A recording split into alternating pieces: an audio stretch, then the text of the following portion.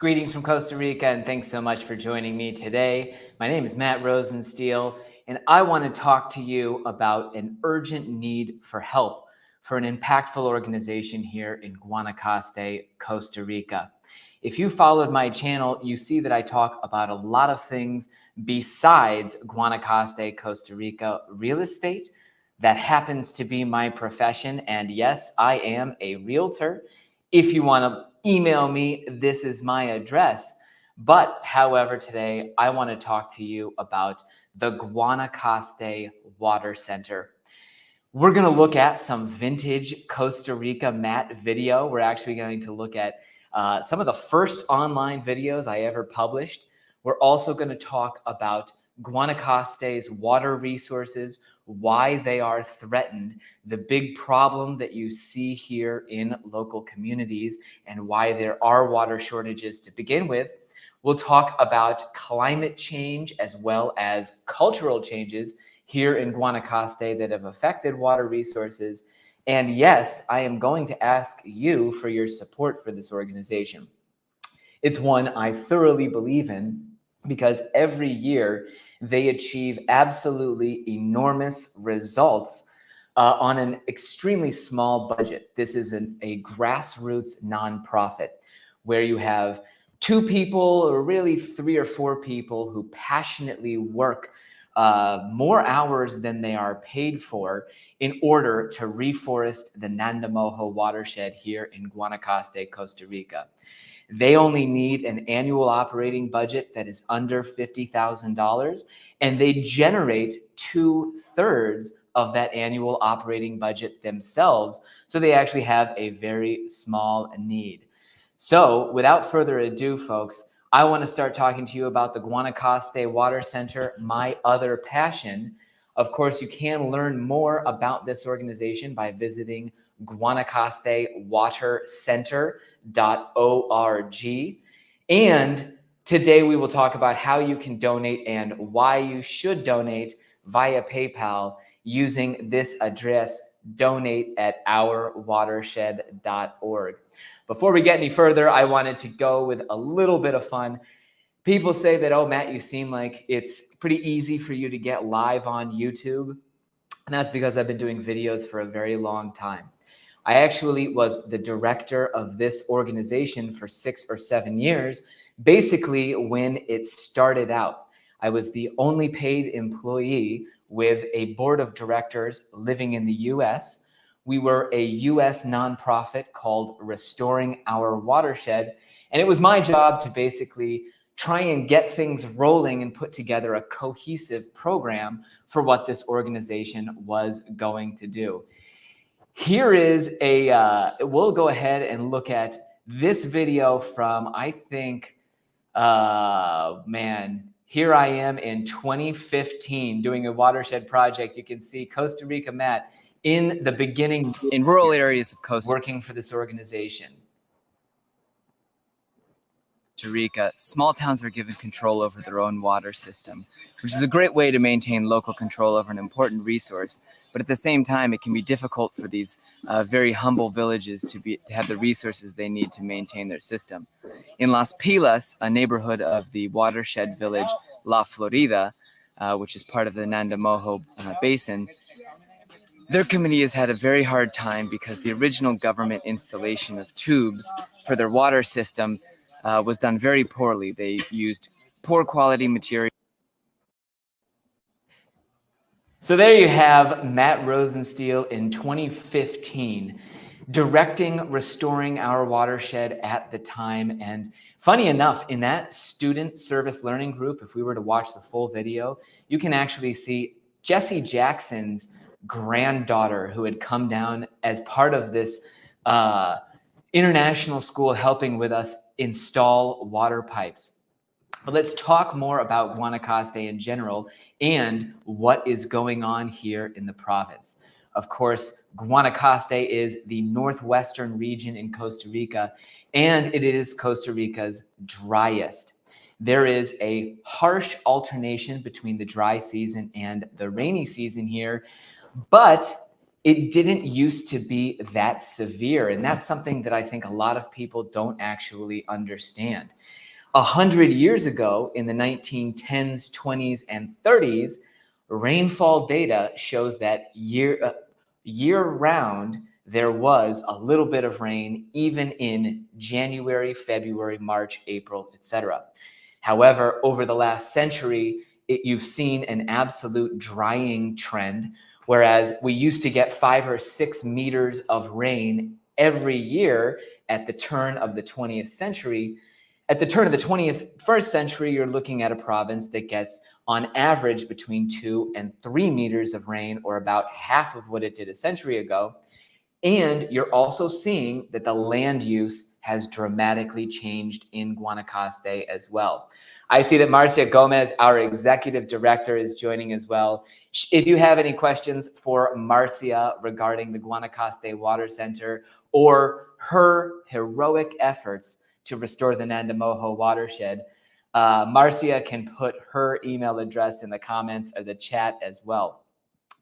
So anyhow, Guanacaste has significantly dried out over the last century. You also saw the entire province converted from its original forested mainly cover to all of these agricultural spaces.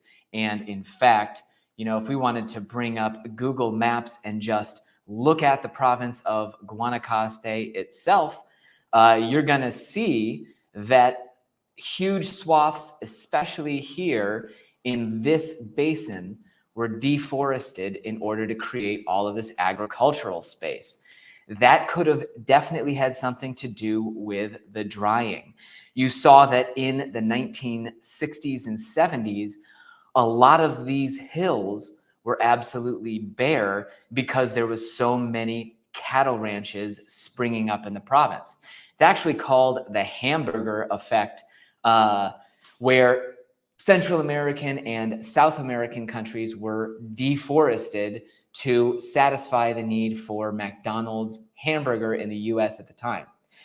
Guanacaste was deforested. The rain stopped coming as regularly and as thick as it used to. And it took one drought in 2014 and 15 to really show just how vulnerable Guanacaste's water resources are. During that drought, there were locations in Guanacaste that didn't have measurable rainfall for a year, up north, really towards Liberia.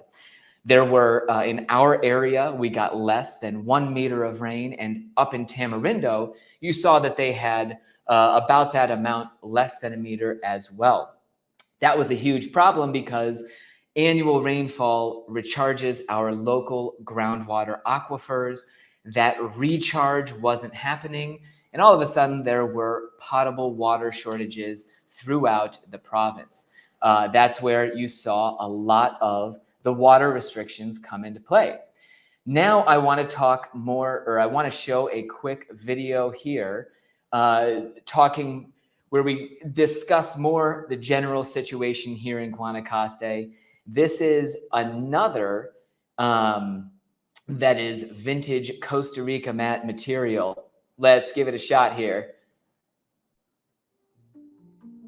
Here we were.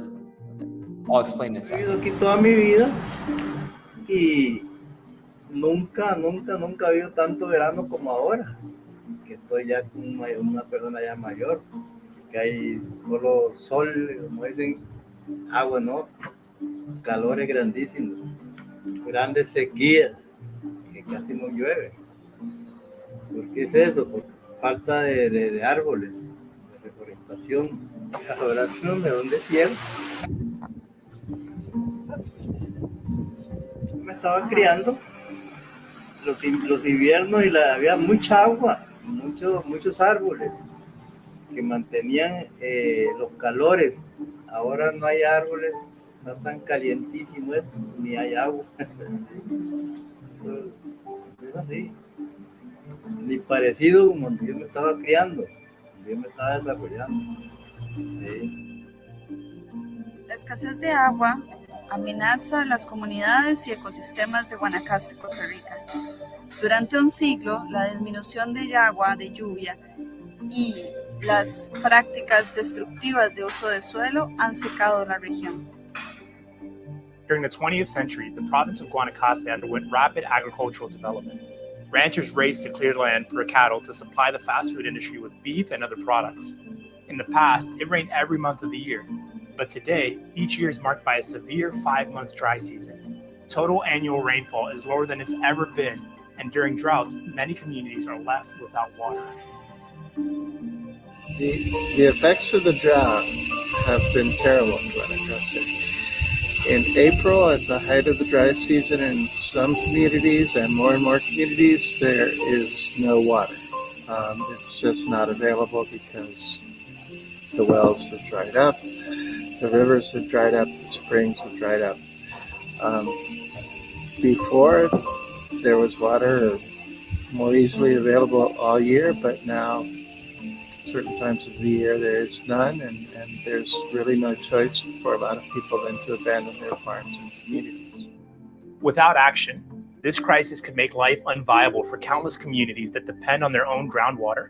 Costly infrastructure solutions like deeper wells and pipelines cannot meet the demand quickly enough to bring water to these isolated towns.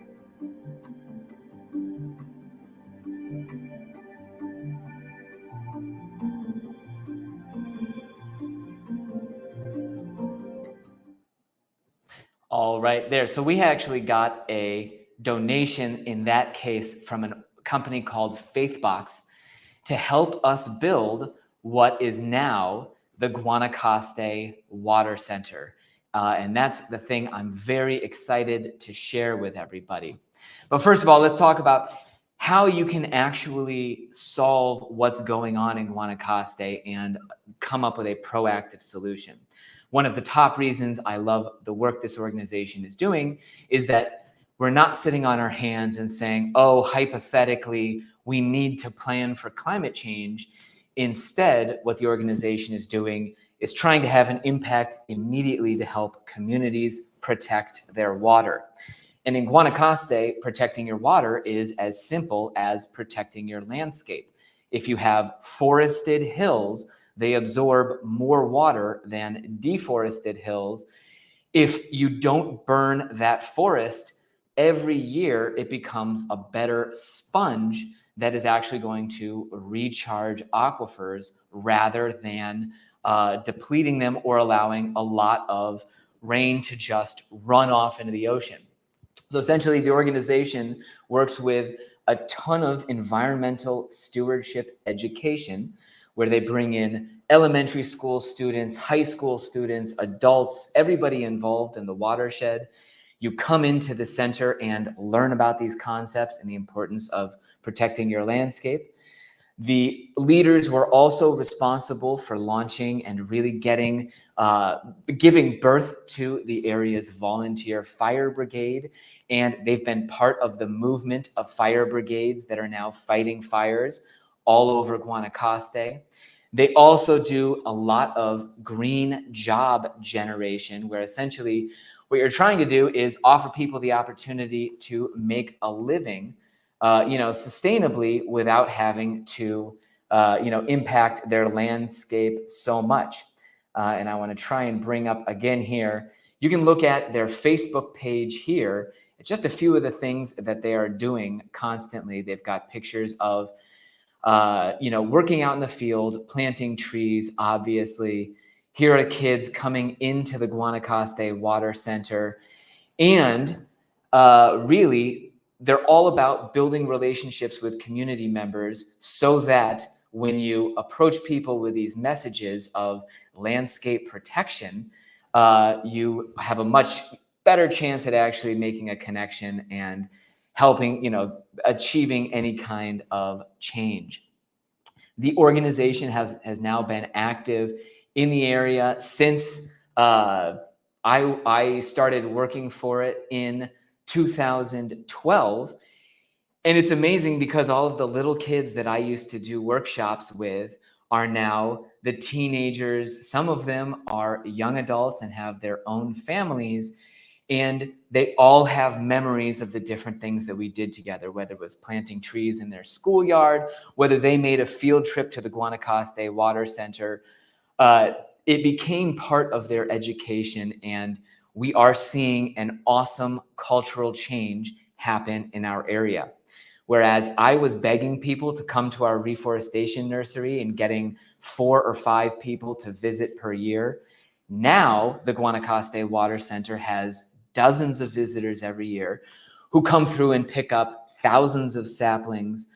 And one of the biggest things that we have is our own facility donated that is a resource that we hope, in creating the Guanacaste Water Center, not only is it our reforestation nursery, not only is it our education center, we want it to be an engine that generates all of this sustainable economic activity in the area, offering nature tours.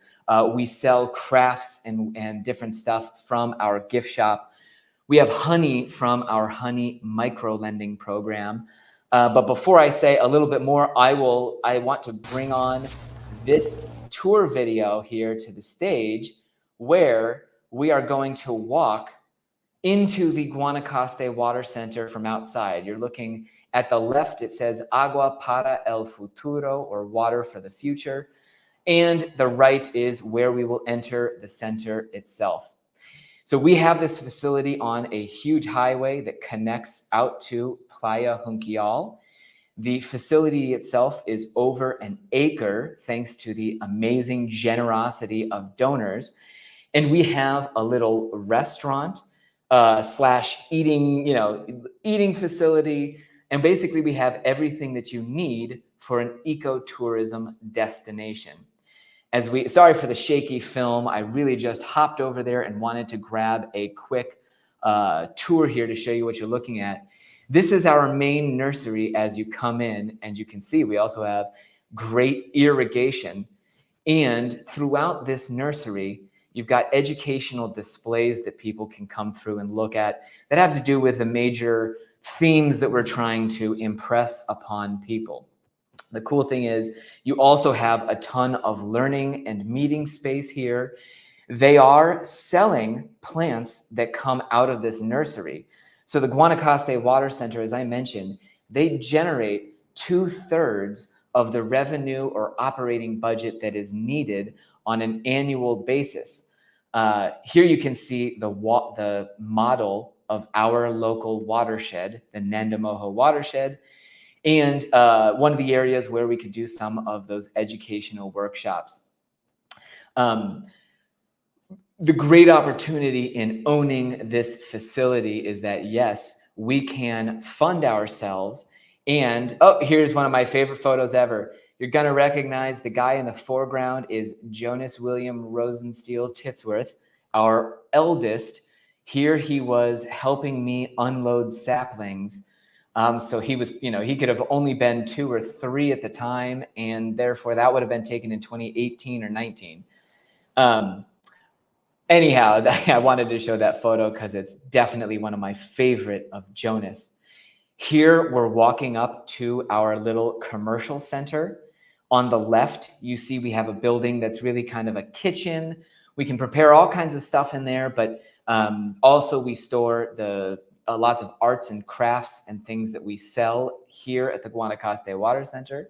And we have this lovely meeting space that was actually donated by Faithbox, that organization that the video was done with.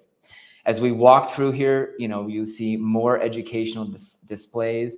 And here is the reforestation nursery specifically. We have dozens of species of native trees. Dozens of different species of native saplings here. And this is one of the most important services that we provide. The saplings are all species that are interesting for people to plant because they'll either give, fruit, good shade, wood. We do give people species that would be great for lumber down the road, all with the idea of creating a nursery that's not just your citrus trees and the usual, stuff that you would see in ornamental places, but those desperately needed reforestation nurseries where you have the important species for the ecosystem. They have a little center where they germinate those saplings themselves. We don't have to bring them in or get donations of trees because they're all created on site. And they even recently expanded and added on, really exciting, a compost area over here that you're going to see in this little building up here. We're still walking on the Guanacaste Water Center property. And here you can see one of the simplest concepts that the center promotes. These on the left-hand side there, those contour lines of vetiver grass. That's one of the easiest ways to stabilize hills. It prevents erosion and also increases the absorption of rainwater into the aquifer.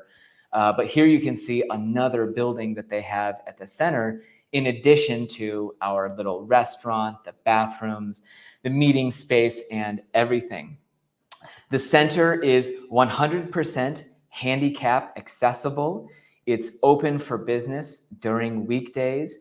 If you want to stop by, let me bring it up here on the map so that we can be sure that you can find it. The Guanacaste Water Center is located right here on the highway into Playa Junquial, and I can actually share the GPS point. This one here, Centro Pro Aguas de Guanacaste. I can share that in the YouTube video description as well.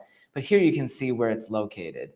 30 minutes south of Tamarindo. We are an hour north of Nosara. So if you're in either of those areas, you want to make a trip down or up, do be sure to reach out so we can make sure that Marcia is at the center beforehand. You could email me at matt@costaricamat.com and I'll get you over to Marcia. However, definitely we'll have her contact info as well. Again, the email or the website for this organization is guanacastewatercenter.org. If you want to help contribute to the $15,000, that 1/3 of their budget that annually they need to do all of the things that you're seeing, planting thousands of saplings, touching hundreds of elementary school kids through environmental education workshops, dozens and dozens of high school kids, creating green jobs, etc. You can donate via PayPal by sending a donation to donate@ourwatershed.org. It is we do have a US nonprofit through which you can donate if you're interested in getting a tax deduction. Absolutely, that's through an organization called Amigos of Costa Rica. They do not charge us a single stewardship or fiduciary fee in order to handle those donations, so you can get your US tax deduction. However, if you live in the area and you think that Costa Rica is special because of its natural resources, definitely you should be stopping by the Guanacaste Water Center to learn more. I've got some skin in the game because this is what I was directing. I am now president of the board of directors as an absolute volunteer position where, unfortunately, I'm less available to the director than I should be. But we're always looking for volunteers. Marcia needs huge amounts of labor in order to keep that reforestation nursery running. We are looking for board members. If you've worked with nonprofits before, if you want to take a leadership role in Guanacaste, don't hesitate to reach out about that as well. But for now, I want you to send donations to donate@ourwatershed.org. If you've watched my videos, seen all of this, the countless hours of useful yet boring Costa Rica real estate information, and perhaps we're not going to work together, you're wishing you had some other way to say thank you, Matt, for all of that information, this is an easy way you can help. Donate to the Guanacaste Water Center because, again, they only need $15,000 in annual donations to accomplish outsized work in the fields of environmental education, reforestation, and really bringing together that cultural shift that we want to see. I want to make one last comment there, having brought up the idea of a cultural shift. We talked about the climate changing in Guanacaste, that it's dried out over the last century. Yes, there was a dry season a century ago, but it was mainly a dip in rainfall. You also had a culture, like most of Central America, that was slash and burn oriented. And in fact, you still see a lot of the old ranchers who feel that that is the way you should and can clear your land. In our area every year, we will still have ranchers who need to and decide to clear their farm using fire. It's a practicality thing, and it wasn't something new that Europeans brought here or some destructive the indigenous cultures in Central and South America themselves loved to burn because it's the easiest way to clear out forest. Columbus wrote in his diary about all of the smoke on the horizon in the New World when he was exploring around. Today, it's absolutely amazing because when I moved here 15 years ago in 2008, in my Peace Corps site during the burn season in January, February, March, everything around us would be burned and you would see not a soul who cared. There was an absolute acceptance that that was still how things work. Today in Guanacaste, just 15 years later, you have a majority of Costa Ricans in these communities who now understand intrinsically that the forest fires are bad. You have volunteer forest fire brigades running around in the hills constantly in January, February, and March. And some years, we are able to avoid the forest fires in certain swaths of mountains altogether.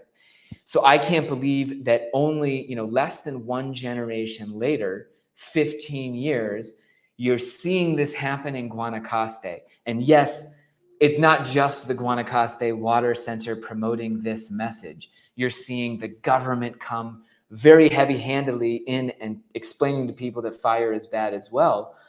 But this cultural shift is happening, and what's really positive and heartwarming about it is that you see the new generation quickly adopting those things that we were talking about 7 or 8 or 10 years ago when I was at their school planting saplings with them. Lots of kids now value trees. They absolutely understand that these uncontrolled forest fires are wrong. And frankly, I think that in another couple of generations, you're going to have healthier forests in the hills of most Guanacaste watersheds. You're going to have land stewards who understand this concept and who are protecting their land for themselves. And you're really going to actually have this positive change accomplished. I will be the first one to celebrate when we can close the doors at the Guanacaste Water Center when everybody is so on board with the vision of protecting water that there's no need for this education anymore. For the meantime, however, we need at least another decade or two of hard work to stop these fires, to stop the problems we see, and to really lock in that culture. Paul, thanks for joining. I appreciate your question. If you're going to build a house from scratch, are there resources you could look at on how to optimize a new construction built in terms of water? Very interesting. I think that in Guanacaste, the main thing that I would focus on to protect water would not necessarily be the design of your home, but the overall design of your property. Yet you're probably going to want to put your home at the absolute top of it, especially in your case, to take advantage of that amazing view. But what you also need to think about then is how the rain coming off the roof of the house and the concrete areas, is that going to be absorbed by your surrounding landscaping? And how can you promote higher absorption infiltration into the aquifer on your property? That is the biggest question for Guanacaste. If everybody lived their lives thinking that we just need to retain rainwater and get it into the ground, the aquifers would be heartily recharged every year during our abundant rainy season. And even in droughts, you would still, have levels of rainfall that can sustain these communities. So if I'm looking to design a property that is good for the local water use, yes, I look at the house. I want to take the runoff from whatever part of the house and try and swirl it around my property as much as possible and infiltrate it. At my house, I actually have a very small duck pond right in front of our main roof line, where until recently we had, the gutter was running along the whole roof and a single tube coming out of that goes straight into the duck pond. And that acts as a major retaining feature so that, instead of just directing all of the runoff from my gutters out into the road and into a gutter, the idea is get it into the pond, and slowly from the pond, it'll then eventually overfill. And, we've got plants around it so that water all ends up in the ground. So you can really focus on that concept to be as water friendly as possible. Especially when you start to calculate the average household and the amount of water that you're going to use is a microscopic amount compared to the amount of rainfall that will hit a 1 acre property in a solid rain. And that's sort of another way that we look at the Guanacaste Water Center, rather than only looking at extraction and trying to say, well, we can't pull water out of the ground. What needs to happen is a positive emphasis on getting water infiltrated, because yes, in Guanacaste in October, you are going to get those rains, and there are trillions of cubic meters of water falling all over Guanacaste. If we capture 1% or 5% more of that in the ground every year, Guanacaste would have enormous groundwater reserves compared to what it currently does. So Paul, I very much appreciate your question. Before we head out, I will mention one more time that you can learn about the Guanacaste Water Center at this website. It is we have a U.S. fiduciary nonprofit, but it is a Costa Rican nonprofit organization. We don't just scratch around in the dirt and try to calculate what's going to happen with climate change. Actively, we're out in communities saying to people, here is how you need to prepare. We need to get water into the ground, and we're giving them the tools to do so. So really, I couldn't be prouder of the work they are currently doing. Marcia, Alberto, the people at the nursery, all of you, thank you so much for the work that you're doing to protect our water resources. And thank you all out there for considering a donation to the Guanacaste Water Center. And we'll see you next time live Friday at noon, probably for some topic less important than saving the world.